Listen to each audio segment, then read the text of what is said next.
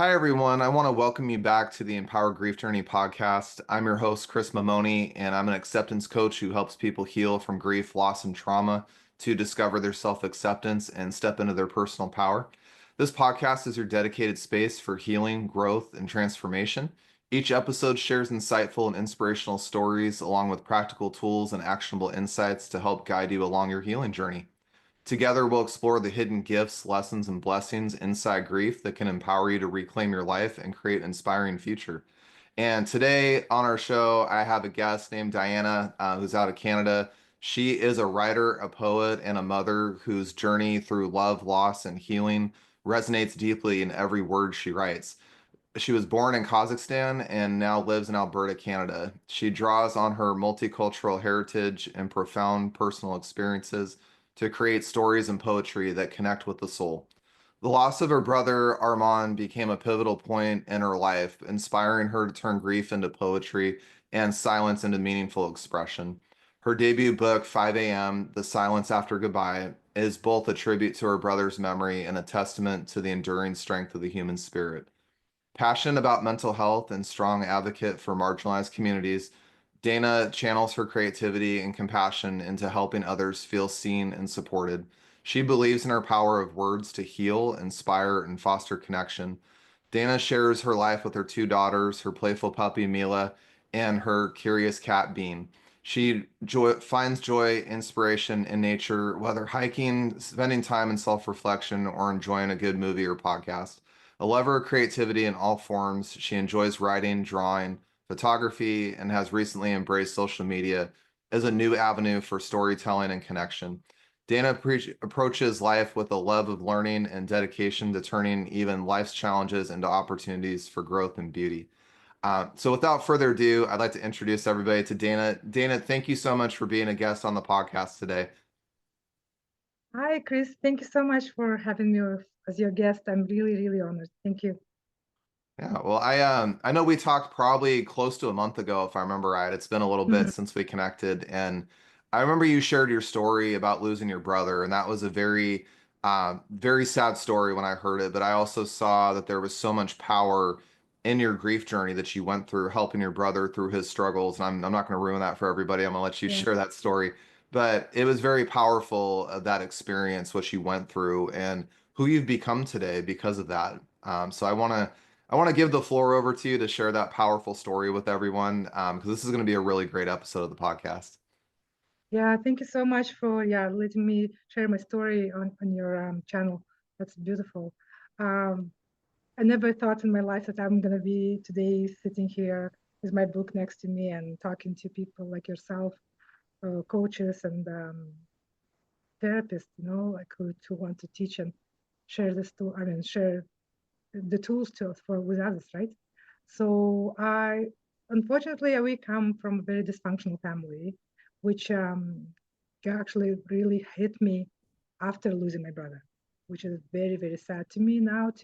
It took me time to even forgive myself for that because I honestly didn't have any idea how challenging, how damaging the family dysfunction was for us, for all of us. So my brother and we had a very special bond because since I was very young, because I was the oldest sibling in the family, I actually was obliged to raise my siblings and parent them, which is already now I'm realizing it's not normal to make a child to parent the other siblings, no. So that's already showing the dysfunction there. But plus, we grew up with a lot of verbal and physical abuse in the home, and just emotional abuse, intellectual as well.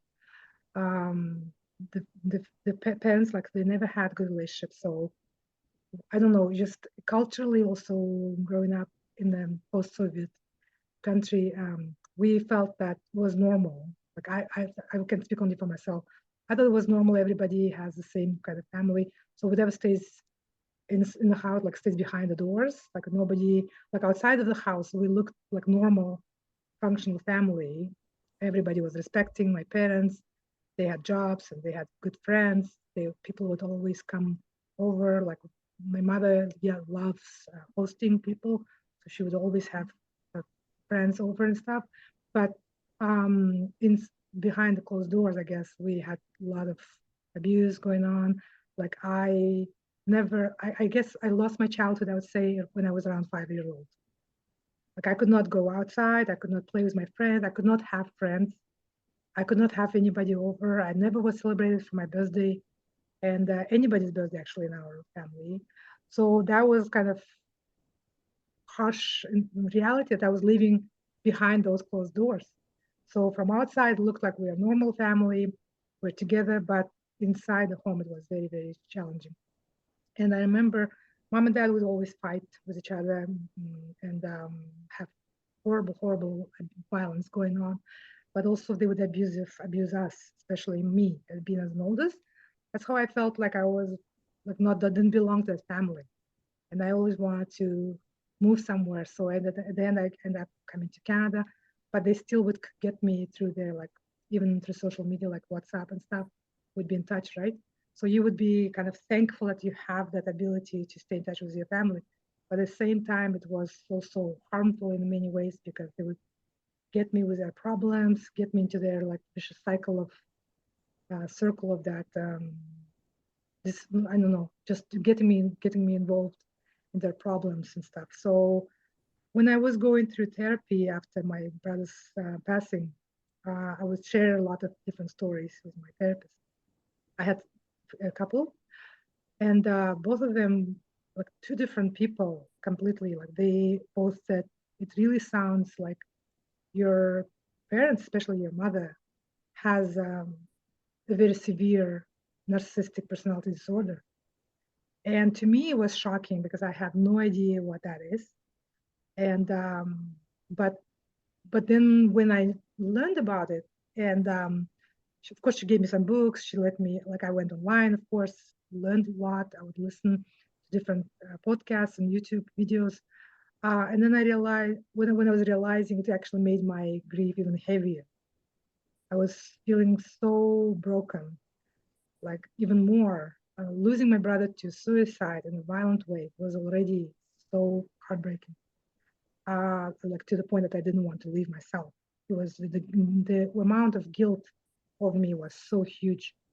But then realizing that my family was so damaging, and then I'm seeing all the patterns, right? When I go like look at different things. So for a year, I tried to save my brother. That's another story, but let me just quickly finish this thought, I guess. So it was big to me. My load, I guess, got heavier because I wasn't only grieving my brother, but I was also grieving losing of my biological family and losing my like some relationships, like my relatives or some friendships as well. And then I was looking into my marriage as well, like just different things, like all the dysfunctions that I was surrounded with. And so that was quite heavy because yes, you do understand family can be I don't know how to explain this, but anyway, so I was grieving different things on different level, and my parents, like for a year when I tried to save my brother's life, I actually was lonely. I was alone, trying to like I was fighting for him, fighting for his life, because he told me actually many times in different times that he was having challenging time with depression. It was developing in him, and in 2017 it was becoming very severe, and I was really worried about him. But because I live so far away in Canada and he is in Kazakhstan, um, I understand he didn't want to share too much with me because he understands I'm going through my own challenges of immigration, raising my little children, and all, and also having some problem in my marriage and all these things. So he wouldn't open up too much, but then he would still tell me how it's still challenging for him. And but so in 2018, he actually phones me around the end of May, and I can tell like something is going on. Like he was scared, like he was full of fear, and just going through some enormous amount of pain. Like I could see, and I was shocked because it's like it was at 1 p.m. here, at 1 a.m. there, right? And I'm like, what's going on? So I and then I realized he developed actually, his depression became very clinical. So when I tried to send messages to my parents and talk to them and explain, he needs rest, because the thing is, like with narcissistic parents, it's not only them making me as a parent and taking responsibility for my siblings and doing all other. It's gonna take forever to me to explain all that dysfunction, but it's also he as a youngest son and the only male in the family. He had huge amount of responsibility on himself, being like that. I learned later, of course, about this, the golden child. But at the same time, they mock him, right? They put him on pedestal and then they drop him. They put him on pedestal and then drop. That's how the manipulations work. I'm not a psychologist here. I cannot explain everything clearly, but so they would push him like, go to work, like that's gonna. They believe if he goes to work, that's gonna help him. But because he at that time was already at one point when he could not function in work, go to work and stuff. So he felt as man, like he it was almost like having disability for him. Like he cannot function. He cannot be the man, the provider. But at the same time, what I was gonna, I'm thinking I'm losing my point here and there. But my mother, she said it like this straight. She just possessed him completely, you know, his time, his money, his everything, like his space, even his space. So when he would travel for work to do his oil and gas shift in Siberia and Russia, and he would come, she would be right there in his apartment saying like, "Oh, you need me? I'm gonna come and cook for you. I'm gonna take care of your clothes and all that stuff," instead of letting him live his own life. And I didn't mention, but I had to actually go back and I was answering. I mean, I was looking for different answers, right, for my questions when he passed away.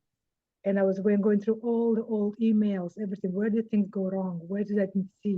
Of course, I was busy with my life here, with immigration and raising kids, being a mom, and all these things. But when I looked at the emails, like I think it's around 2011, he really realized how harmful they were to him, but he could not escape. At that time, he told me, "Okay, I'm ready. Let's do this. I'm gonna come to Canada." And we started doing this immigration process with him. We started working with him and doing the paperwork. The mom, when she found out that, she blocked him completely from me, because they know how to manipulate and how to put those problems between people. Like we never had good relationship with anybody in our family. I didn't have a relationship with my dad. I didn't have a relationship with my sister. I only was able to have a relationship with my mom, my brother, because they wanted me to raise him, for him to live with me because I was oldest, and for me to pay his education. So we had a little bit of time to bond and have that relationship. And I believe I was the only one who actually showed him that unconditional love. That the therapist said one time, children in with narcissistic parents usually become one, and that's how my sister is, my younger sister. We have no relationship with her now. She's completely like, I don't know, even I think she's the worst of two of them, both my parents. She's the worst one. She just kind of combines everything in a very bad way, unfortunately. And they told me, I was gonna say, sorry, I lost my what I was saying. That's okay. You're Sorry. okay. So and then they so they would always create these issues between each other. It was easy for them to control everything when everybody is in a big bad relationship, you know. So me and my brother, we had very special bond. But even then, because we were so far away, she was able to get him and put him under his control, manipulate him in different ways. And the secrecy is a big thing, right? They would always keep lots of secrets and not say things the true way, or not say that things that's right. So he became more distant from me. I remember I was even feeling guilty for that time too, when I'm like, how come I didn't have enough wisdom to understand what's going on, how manipulations work, and why I was thinking it was him thinking something about me, but actually, why didn't, as an older sister, I was thinking, how come I wasn't able to see and recognize those things and find my way to reach out back to him and kind of restore that connection. Because for almost 3 years, I think, she was able to cut us off, my mother. Yeah. It was very, It's very painful. I think that's one of the biggest challenges. I've gone through narcissistic abuse myself on a very, different story for a different day. I'll just put it that way. Yes, But yeah.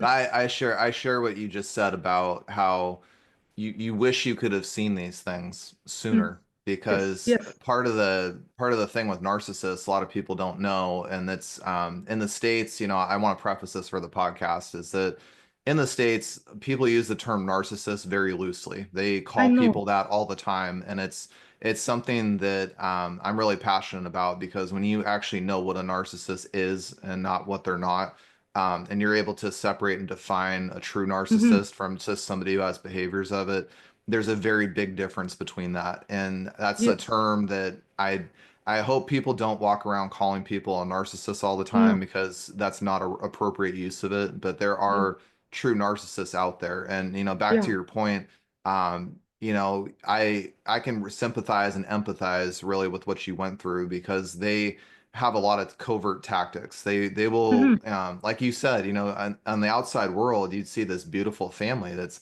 all put Hmm. together, everybody gets along, but at closed doors, they're very different people, and it's almost like Hmm. stepping into a whole nother world. Yeah. When you talked about not being able to see those tactics, a lot of times I think about a covert narcissist. They're very, very good at hiding secrets. They're very good at Hmm. using manipulation in very soft ways that are not very recognizable up front. But once you catch the pattern, you can't unsee it, and it's there. And Hmm. it's a Yeah. very blatant, I call it a warning sign. It's like a big, like flashing red thing saying, be careful, Yeah. once you see it. So Yeah. But the I'm, thing is that because it's family, I was actually very confused because I to the last minute, that's what actually another thing I was, why people here could understand why am I blaming myself so much? Because I grew up with a lot of blaming, even having guilt tripping, right? A lot of shame. That was like three biggest pillars I was growing up around, right? It was like instilled in me from the day I was born. And I'll tell you why. I will explain you what does it mean because it's kind of a little bit confusing to people. That's why when I went to therapy, I kept saying my story is so complex, so complex. I cannot even start. I don't know even now I'm giving an interview and I'm trying to share my story, but I'm like all over the place because there's so many angles to that. It's so hard to just put in one sentence or two even, or even 20, So what I'm saying is that um, you think like to the last minute I was thinking, it's their only son, and they say they love him, and he's been doing so much for them, like to the point that at 32 he built them house. Who does that at wow. 32 in Kazakhstan when it's not the best economy there? He was a good son. So one of my poems, I actually have many places in my book I will address about this issue. Good son. You don't need to be a good son, but we grew up raised, I guess, in a way that we owe them. We owe them everything. We owe them our life. We owe them the way we live, whatever, right? Although it was so dysfunctional, there's so much trauma, and somehow, what I'm saying that to the last minute, I was believing they love him. They will understand how serious his condition, how he's really like seeking, like asking for help. He's begging for help, and it's painful to say. I did not share that in my book, but that day, 4th of August, 5 a.m. in Calgary, and it was 5 p.m. in Kazakhstan. That's why my book is called 5 a.m. I wake up and receive messages from him, full of pain, full of pain. I could not put them because it's just too personal. But he is saying to me how he feels unloved. He says, "You don't love me," and it just all those things because he's been in at the point that his heart was broken so much because mother, like, I'll tell you share one story. I found everybody. I found even his ex-girlfriend whom he wanted to marry, and she did not let him marry my mother. The narcissism was so much, she possessed him so much she was able to, with manipulations, find ways to, he went, he was thinking like, okay, if she's asking for this, for this, for this, okay, if I give her all of that, she'll leave me alone, right? So in 2011, I believe, that's what everything happened. He took her to Dubai for a trip, my mother. He could have gone with his girlfriend, right? No, he takes mother to this trip because she probably just, how can I say, talked his ears off, that he's like, okay, finally I'll do this for her and she'll leave me alone. He takes her to Dubai. He buys her all expensive gifts, including 3,500 US dollar fur coat that she was dreaming about. I remember she was asking that coat for me for years. She'd always tell me, I owe her life, I owe her this, I need to give her this and this and this. She'll give me all materialistic um, demands, and I just did not.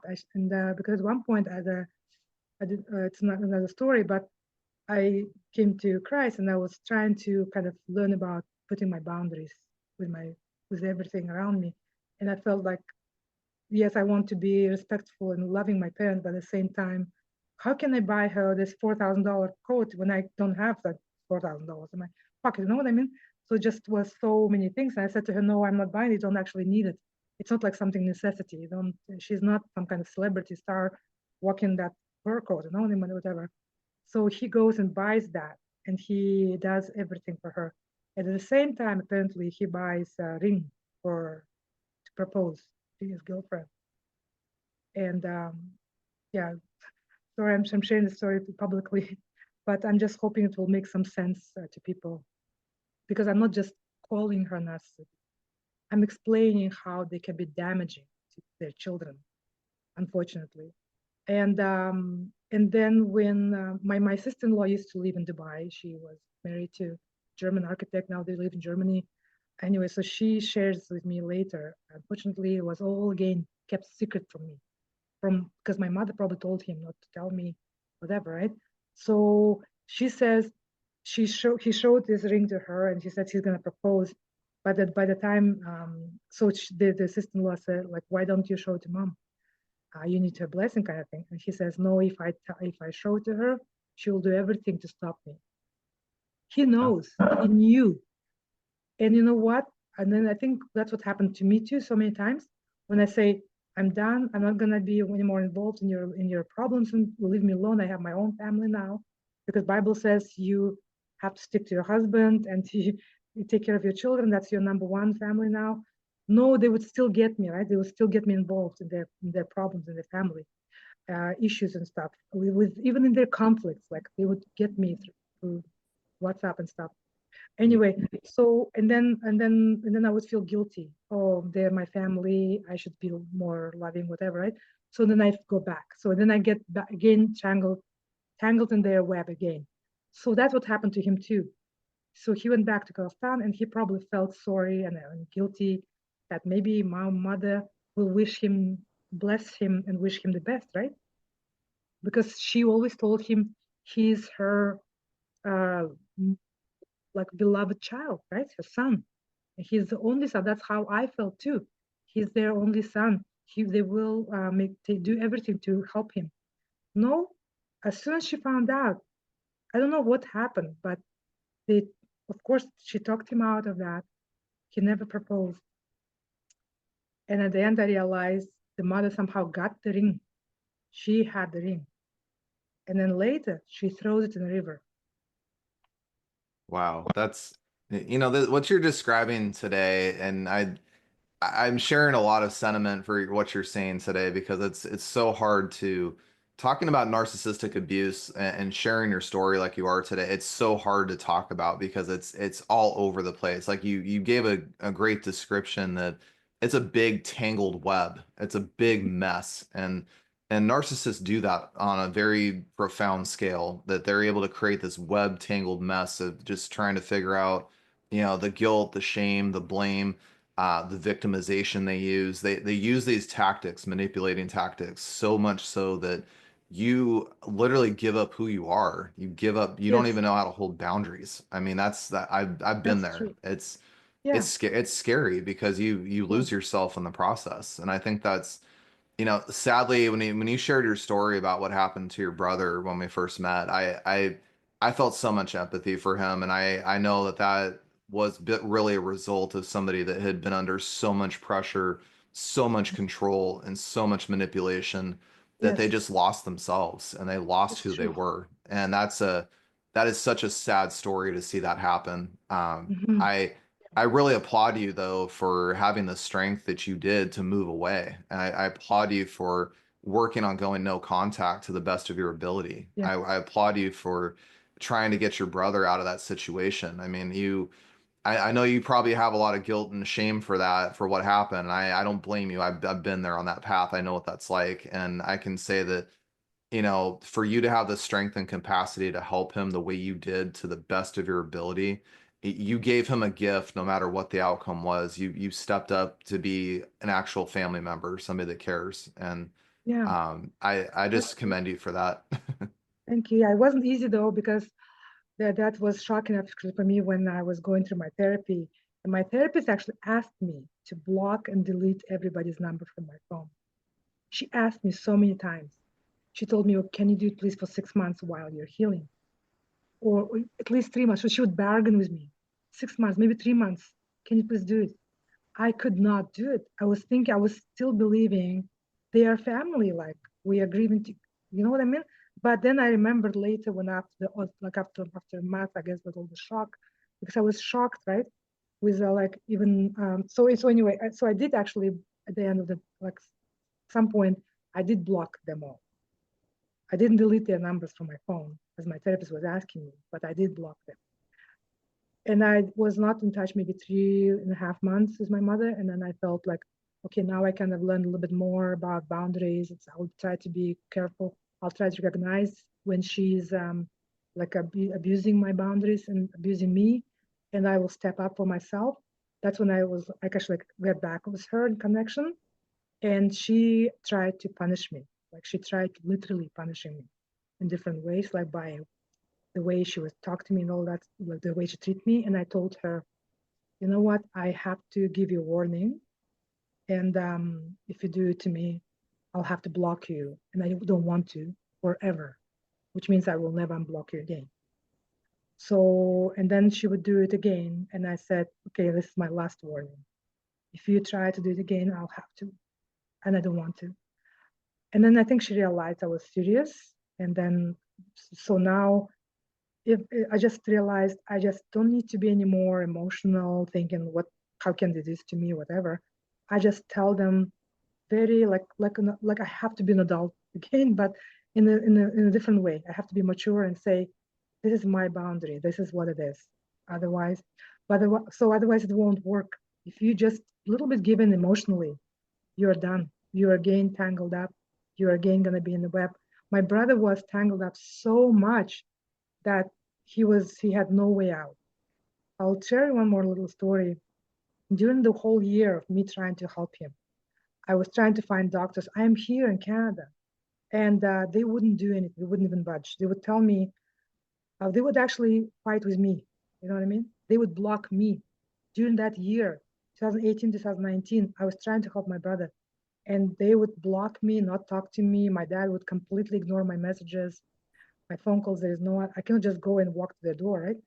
And that's why I felt so heavy, like the guilt was so big on me, because I was thinking, why didn't I understand? Why didn't I just go there? And I wanted a few couple times with my ex. I remember I would tell him I really want to go back, and I wish he supported me in that at that time.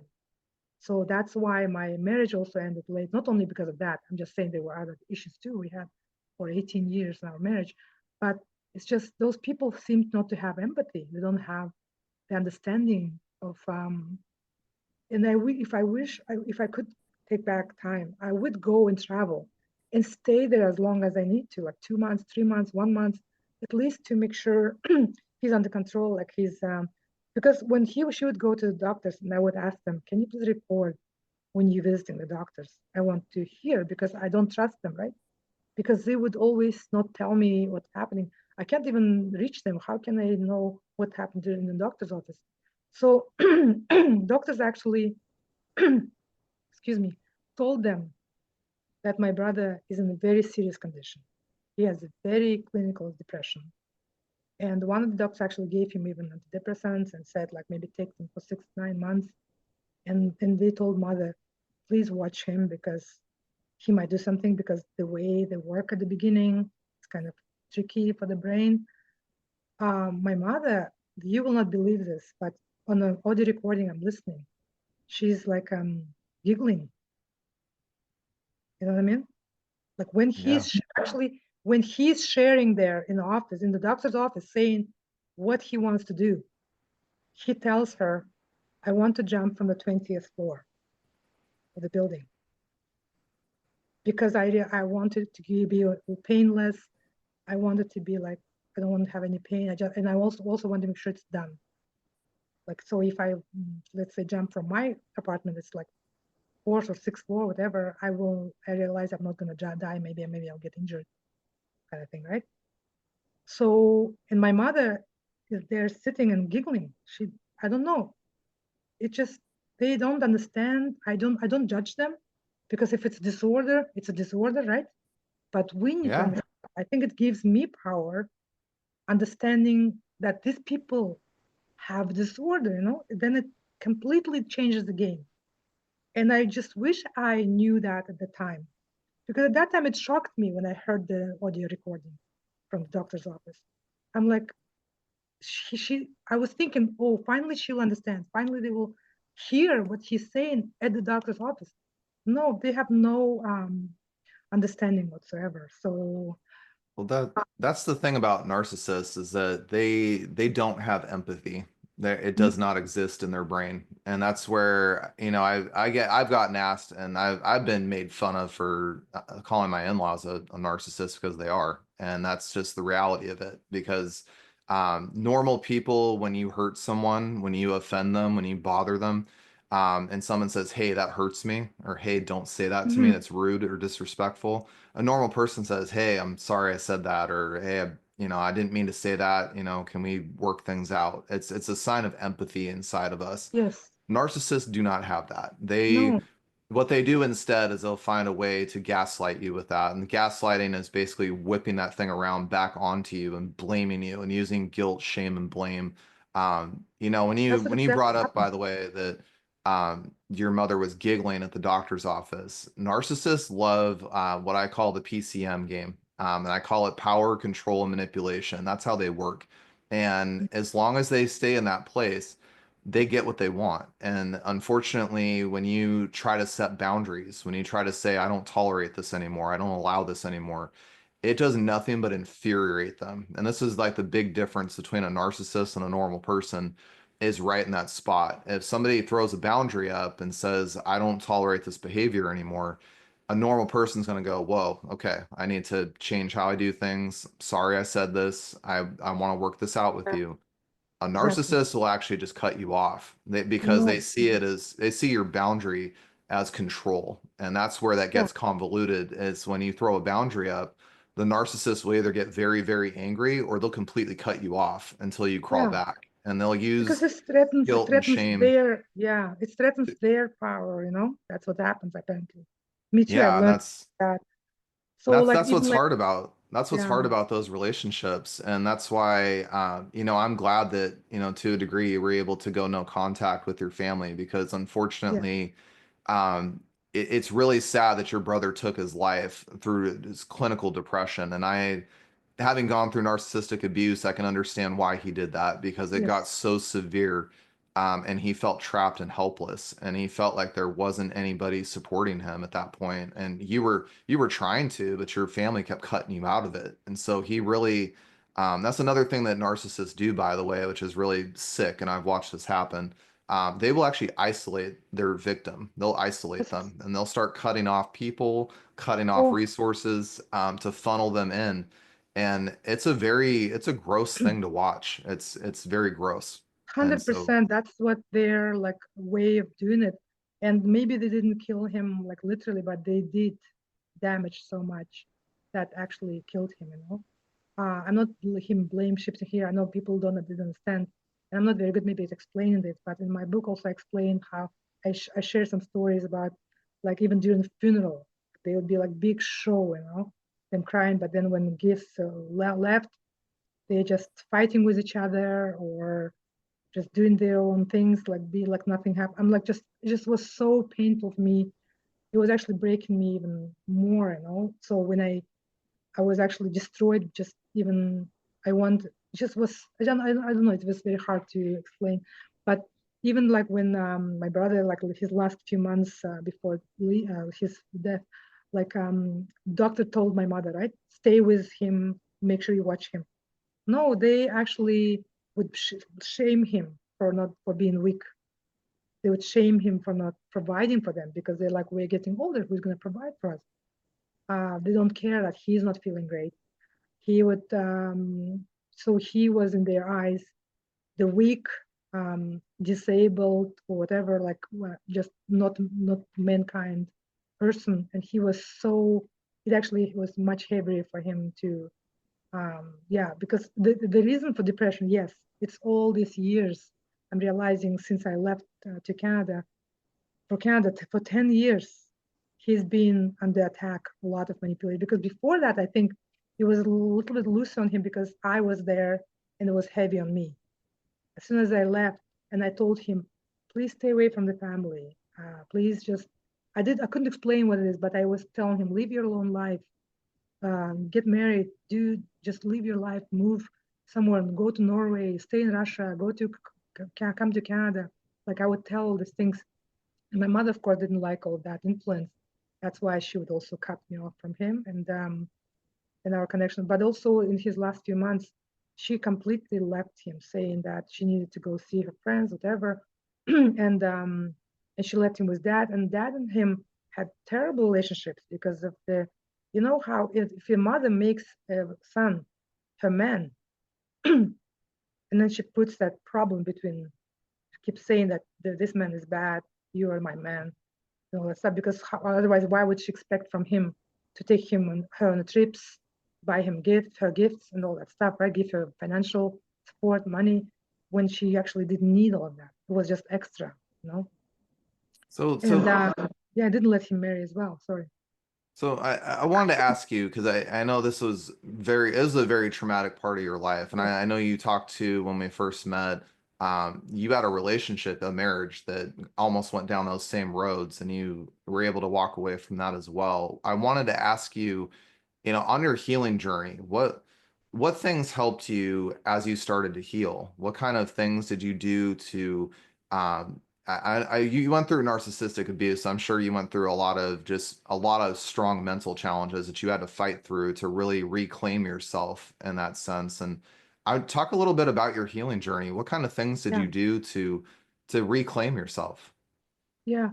Thank you. So I believe I'm still on my healing journey. I don't feel myself being completely free. I don't know if I will ever. I just believe I'm just learning, like rediscovering myself. It's still happening and it's been huge for me. When, as I say, like when my brother passed away, I felt like the veil just came off of my eyes. I just felt suddenly I just awoke, from everything. I'm like, what am I doing with my life? How am I living my life? What example I'm showing to my two daughters, right? Because I want them to be happy. I don't want them to be in this vicious cycle of feeling that life is so challenging and difficult, right? And that coming to this and ending up with this tragedy like this, right? So I started seeking for answers and for different things all over the place. And I'll tell you, the main reason for me to wanting to move forward and kind of not move forward, but to grow, I guess, from this and start taking care of me and learning to love myself again. I mean, from zero, from scratch, and rediscovering who I am and what I want and what my needs are, because my needs were neglected all my life, even in my marriage. And I was thinking it's my duty to kind of suck it up and stay in. And I would have maybe continued living my miserable life, but I just at that point I just said no. I need to, if I want to, because it's easy kind of to end the life, but it's if I want to continue and be for my children, I need to do something different. And that's when I started looking into different directions, like trying to show more love to myself. Like, for example, going hiking more. I really love hiking, so I would just get up and just leave and go to the mountains, or I would go to yoga. I introduced myself to some guided meditation. I would ask people around. There was one woman in church that gave a testimony one day about her losing a son, and I talked to her, and then we met for lunch, and she shared me about different ways of how she healed, like by just creating little momentums about her son, little tributes, So that's how, like, I just started looking for different ways to heal, and then I guess my biggest portion of healing came through writing when I started, because the shock was the tragedy and shock of losing my brother to suicide in a violent way was the result was that I actually completely felt like I lost my memory, I lost my focus, I lost, like, it just really hit me mentally and emotionally very badly. So I just, at one point, I just couldn't remember anything. I just didn't remember any memories. So then later I started little by little journaling, a little bit writing, just little pieces of little information and memories that came up to me, or like sharing about them in social media. That's when I became more active on social media. I used to be not so active, but then it just became like a portal for me to talk to my brother. I just started posting things about him, sharing my thoughts or how I miss him and stuff. And then I started writing my poetry, and that was a huge part of my healing, because I realized if I don't put it out, then it's going to kill me from inside. I mean, it was already destroying me from inside. So I know my poetry, people find very being raw and vulnerable and very truthful, because I just share openly how I feel, and I share about the family and destruction and all this pain, my pain. So going through different crises of like feeling guilty, and feeling unforgiving, um, and not being accepting of stuff.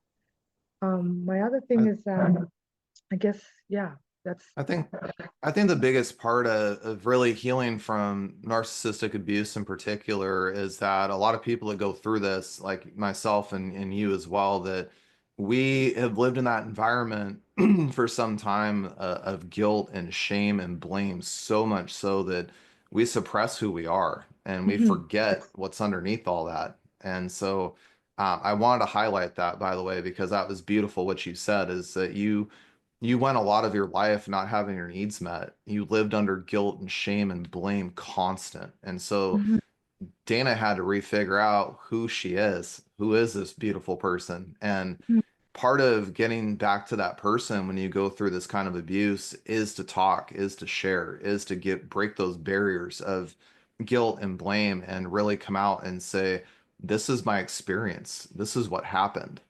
There's always going to be people, your family did it, my in-laws did it to me, of just don't say this. You can't say these things. You can't, we're going to deny your reality, deny your experience. And that's really hard and painful, but it's such a healing process when you're able to just get that courage to stand up and say, this is who I am. This is what I've gone through. This is my trauma. This is my experience. And yeah, nobody can take this away from me because this is who I am. And mhm, I always say that the people that create this kind of abuse, they get nervous and scared because that's the actions they took. That's what they did. That's their behavior. And yeah, there's always a consequence for how you treat people. And so I just think it's very powerful, and you have a lot of strength, and you're a very beautiful person, by the way, for not only writing this book to create a memory for your brother, but also to be brave enough to say, this is my abuse that I went through. This is my experience I had. And I think it raises awareness because there's millions of people out in the world that are going through narcissistic abuse, actual narcissistic abuse, mhm, who've been in this situation like you've been in. And so for you to have the courage and the strength to come out and share that experience and be vulnerable and accept your emotions and step into your personal power, I know that whoever listens to this podcast that's going through this same thing right now is going to say, wow, Dana's got the courage to do this. I can do this too. I can reclaim myself. And I think that's just a beautiful gift that you have. And I'm glad to see that you're stepping into it. And and giving this gift to the world because you're helping more people, I think, than you even realize. Yeah, thank you so much. It's actually not easy for me, yeah, because whatever you mentioned, I don't repeat, but it's all beautiful what you said. Because the thing is that they did actually, at the end of the day, blame me for his death. I didn't say that to you, but that's what happened. That's why the therapist wanted me to block and delete them from my phone, because they did blame me, my doctors that I sent him to, and then the medication, all that stuff. So it was me at the end of the day, blame for his death. That's why I'm not in touch with them anymore. I just kind of, as you say, like I had to reclaim that my reality again, as I said, because they to this day they don't admit that he committed suicide. They tell them, the people around them, that he had heart attack. So even to this point, yeah. So for me to share, it's actually, I'll be honest, like I'm still nervous. I had to block them all off from my social media. That's why my social media followers kind of shrank, because I kind of deleted and blocked them all, because I know they're gonna attack me. Even because when I was going through a divorce, my mother was already like talking about herself, not me, not asking me how am I doing. She would shame me for going through divorce and talking about it on social media, because she felt ashamed, or wanted to shame me for that. You know what I mean? And I'm like, it's nothing to do about you. I'm not 5 years old anymore. But honestly, I'll tell you, at that time when she started attacking me, I did feel like I'm 5 years old. You know what I mean? And I said, like with my mother, I was having a little bit of connection, and I still try, but just very, very, very small, very, very small. I just minimize it. I try not to reach out at all. So whenever she says hi, I just say hi. That's what I do, to that point. And I'll say happy birthday kind of thing. That's it. But this is my book I published recently, and it's dedicated to my brother Arman. And I also included his. It's okay if I'm sharing? Sorry. Yeah, I kind of absolutely. okay, sure. This is my brother Arman, and I dedicated to him this book, and it has also not only my poetry but also his poems and his songs. In this book, I included them as well. So I don't know. Thank Sorry, I kind of jumped from nowhere. No, thank you for sharing that because this is the whole purpose of this podcast. I always share with people I created the Empowered Grief Journey in legacy of my son that I lost, and I wanted to Yeah, figure out how can I celebrate my child. It's bringing people like you on this show that have gone through a traumatic loss just like I have, and it's being able to show people that even though you go through these situations in life, they don't have to be this negative, dark, heavy weight hanging down on you, but they can be a beautiful gift that you can give back to other people. And that's what I love about your story is that it's very tragic how you lost your brother. It's very tragic what you went through with narcissistic abuse. I know we didn't talk much about it today, but your relationship you were in had aspects of that, and that's where you fought through so many challenges, and for you to come out of that tangled web, as you described it earlier, out of that tangled mess came this beautiful person that wrote a book in honor of her brother, the person she tried to save, the person that she loved and cared about.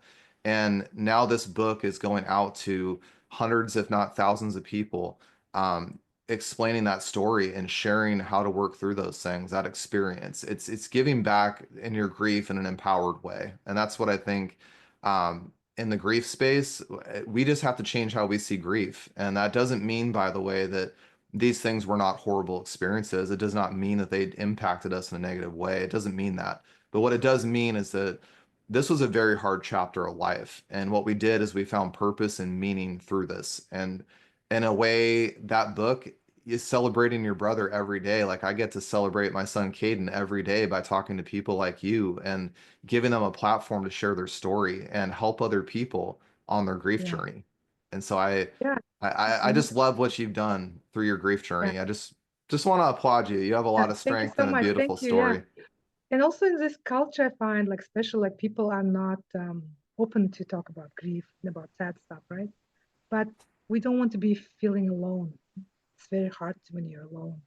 And when you support like yourself through podcasts, interviews, through your sharing, through your coaching, that's when we come as a community, as that one village, as I would like to say, to support each other, to be for each other, no? And for my brother, in my book, and then just one place I mentioned, I wish his friends showed up in his place, when he actually had an attempt on suicide on the 1st of August. And my mother was just partying, saying like, how can you do this to me? I'm partying here, ruining my night kind of thing. So he felt guilty. I don't know, maybe because of that or something else, or maybe because his friend actually got hold of him and talked to him for 2 hours and held him on the phone and asked him to go to bed and not do anything. So he came back on Friday and he texted me saying, I'm sorry. I just felt so bad. I didn't want to. I'm not going to do it again. But on Saturday, my mother was right there. And I don't know what she did. But even my ex and myself, I mean, he would tell me, if your mother wasn't there, I believe Arman would have been leaving today. Because I was there for him, although I wasn't physically, but maybe I would have traveled, or something I would have done, because I already wanted to go to back home. What I'm saying is that during the funeral, like she would cry and say like how he would be crying all night, and then I'm sure she was telling him all kinds of stuff, blaming everybody, everything else, not her. So that's what gaslighting happened. Like I don't know, just all these things. I mean, I agree too, but maybe it was detrimental for him, she actually arrived back. And then so yeah, so just it was just very, very sad how this whole thing happened. But what I'm having what I learned, I guess, from what I'm learning, that I feel his presence in my life everywhere. Like I feel his presence. I saw lots of dreams and visions with him. I've seen little signs, different signs with him, and he was always proud of me, and I'm sure he's proud of me for publishing book and for his voice being alive as well through this book. And I know he wants me to be happy, and he wants me to live the life that he could not live.